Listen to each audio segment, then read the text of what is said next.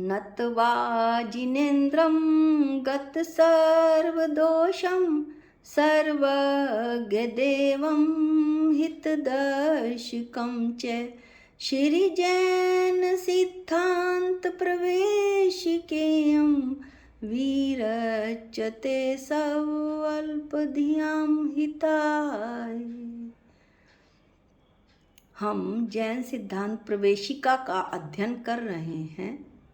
आज हम इसमें उत्पाद व द्रव्य किसे कहते हैं और पर्याय के कितने भेद हैं, इसकी चर्चा करेंगे।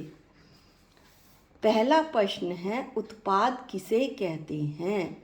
द्रव्य में नवीन पर्याय की उत्पत्ति को उत्पाद कहते हैं। जैसे दूध है, दूध में जामन लगाया तो उसका परिणमन हुआ और वो दही बन गया, तो दही जो है वो द्रव्य की नवीन पर्याय है। दूध में भी गोरस है और दही में भी गोरस है, तो उस द्रव्य की जो नवीन पर्याय है वो दही है। दूध से दही बनना। इसी तरह से आम हरा है, हरे से वो पीला हुआ, तो ये द्रव्य की जो आम का पीलापन है वो द्रव्य की नवीन पर्याय हुई।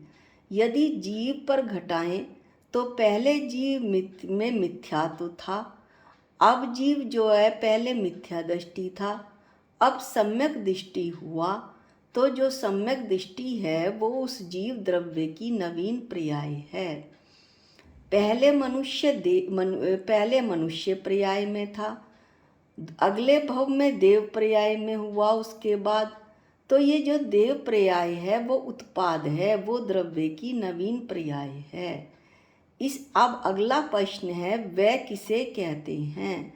द्रव्य में पूर्व पर्याय के त्याग को वह कहते हैं। जैसे कि ऊपर के उदाहरण में बताया कि दूध से दही बनी, तो दूध तो जो पर्याय है उसका त्याग हुआ और उसका त्याग होकर दही जो है बनी, तो ये जो दूध है वो उस दूध पूर्व पर्याय का वह कहलाएगी, द्रव्य की पूर्व पर्याय का वह होना। आम हरा है, पक्कर पीला हुआ, तो जो आम हरा था उस पर्याय का वह हुआ और पीला जो पर्याय है उसकी नवीन पर्याय की उत्पत्ति हुई।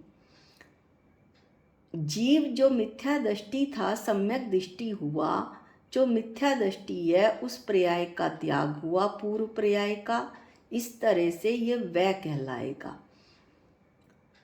मनुष्य, इस भव में मनुष्य, अगले भव में देव बना, तो मनुष्य जो है भव का पहले नाश हुआ और फिर देव भव बना, वो तो जो नाश हुआ मनुष्य भव का वो वह कहलाएगा। अब इसमें हम जो उत्पाद और व्यय पढ़े, इसमें एक और प्रश्न आता है कि द्रव्य किसे कहते हैं?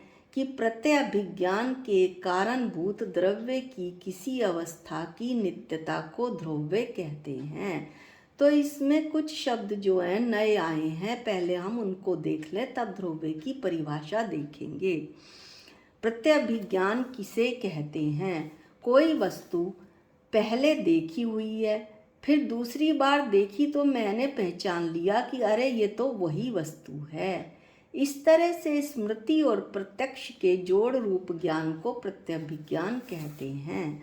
ऊपर के उदाहरण में यदि हम द्रव्य को घटाएं तो जैसे दूध है, दूध से दही बना, तो जो दूध से दही बना तो इसमें मैंने ये जाना कि जो ये तो वही दूध है, अरे ये तो वही दूध है, मैंने पहचान लिया ये वही दूध है जिसमें जामन लगाया था।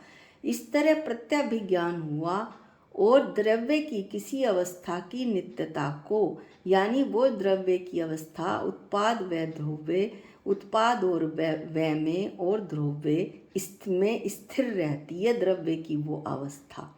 जैसे मनुष्य पर्याय है, मनुष्य पर्याय से देव पर्याय में उत्पन्न हुआ जीव, तो मनुष्य में भी जीव द्रव्य था और देव में भी जीव द्रव्य था, तो इस तरह से जो जीव द्रव्य है वो ध्रुव्य रहा। अब वस्त्र है, वस्त्र जो है एक मैला वस्त्र है, जब उसे साफ, मलिन है वो, जब साफ किया जाता है तो वो एकदम चमक के आ जाता है। तो उसका जो मलिनता थी वो तो उसका तो वह हो गया, और जो वो एकदम साफ होके आया उसका उत्पाद हो गया। और बीच में जो वस्त्र है वो ध्रुव्य रहा, पहले भी वही वस्त्र था जो मैला था, और जो साफ निकल के आया वो भी वही वस्त्र है। तो प्रत्यभिज्ञान के से मैंने ये पहचान लिया कि अरे ये तो वही मलिन वस्त्र था, ये तो धुलने के बाद तो ये बहुत साफ हो गया। तो इस तरह से ध्रुव्यता की पहचान होती है। प्रत्यभिज्ञान के कारणभूत किसी द्रव्य को पहचान लेना, किसी द्रव्य की किसी अवस्था की नित्यता को जो पहचान लिया जाता है उसे ध्रुव्य कहते हैं। जैसे एक आम कच्चा है, हरा था, उसे रख दिया तो वो पीला हो गया, तो एकदम निकलता है मुंह से कि अरे ये तो वही आम था जो 2 दिन पहले रखा था, अब तो ये पक गया, खाने लायक हो गया। तो आम की जो हरी पर्याय थी उसका तो वह हुआ, और जो वो पकी हुई पर्याय है जो पीले और लाल रंग की निकल के आई है, वो जो है सिंदूरी रंग की, वो जो उसकी जो है वो उत्पाद है। बीच में आम जो है वो ध्रुव्य ही रहा, लेकिन प्रत्यभिज्ञान के कारणभूत द्रव्य की किसी अवस्था की नित्यता के कारण मैंने ये पहचान लिया कि ये वही आम है जो पहले कच्चा था और अब पक गया है। इस तरह से हम ध्रुव्य की परिभाषा हुई। अब पर्याय की परिभाषा देखने से पहले, पर्याय की परिभाषा हम पढ़ चुके हैं। गुणों के कार्य को पर्याय कहते हैं या गुणों के परिणमन को पर्याय कहते हैं। इसे हम एक चार्ट के माध्यम से समझेंगे।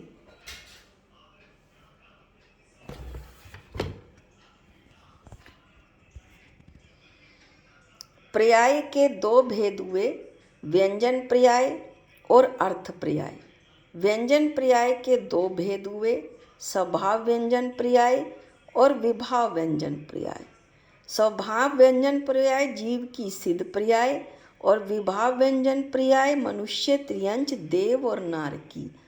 अर्थ पर्याय में के 2 भेद हुए, स्वभाव अर्थ पर्याय और विभाव अर्थ पर्याय।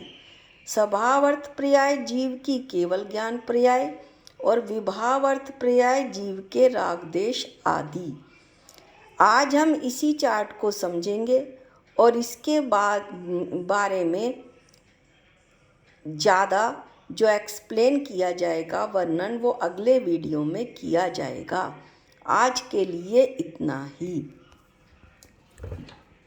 जा वाणी के ज्ञान से सूझे लोकालोक, जो वाणी मस्तक नमो सदा देत हूँ धोक।